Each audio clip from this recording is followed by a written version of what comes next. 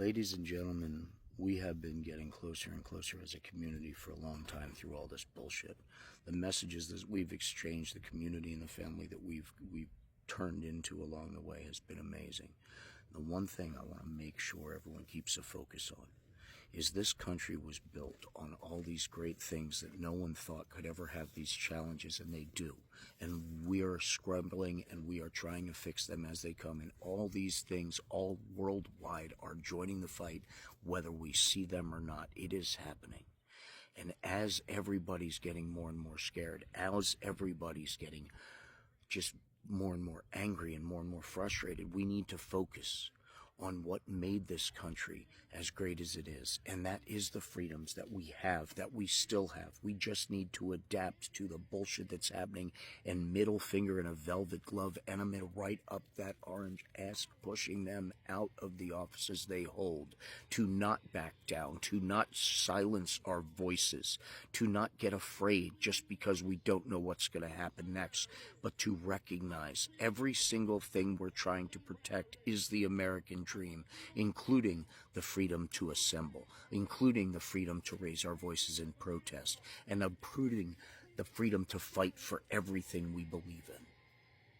We need to remember that no matter what happens and no matter how scary all this stuff seems, there is a lot of things before the fear and the statements and the threats turn into a reality. There is a lot of defense. There is a lot of people in every position, nationwide, internationally, that have their eyes on that, and they're trying to stop it. And what we can do as United States citizens is raise our voice, is call Senate, is call Congress, is get involved in every town hall, every protest peacefully, armed with intelligence, kindness, the right side of history, and the ability to document and share anything that shows where the trouble starts and where it ends up.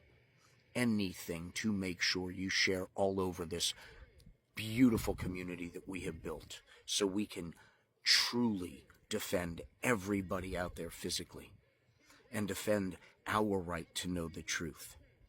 They can't take down every copy of every video, so keep reposting. They can't silence every voice, so keep joining forces and lock shoulders to the voices they're trying to silence, and make sure their voices are raised louder than ever. Make sure we recognize our strengths are within ourselves, and our true love for not only our country, but our countrymen and women around us. No matter what color, no matter what creed, no matter what skin tone, flag tone, or anything else. We all want good people to succeed and take care of each other along the way, because that makes our lives even better. The rising tide will always lift all boats. And it is always better to battle united than fight divided. But don't ever forget what we were built on and where our strengths of this nation come from, and respect every fight that has ever happened before us, and carry on that vision for generations in front of us. That is what we need to focus on. Pick up the phone, make the phone calls, call who we need to call to make damn sure they know all of our voices personally.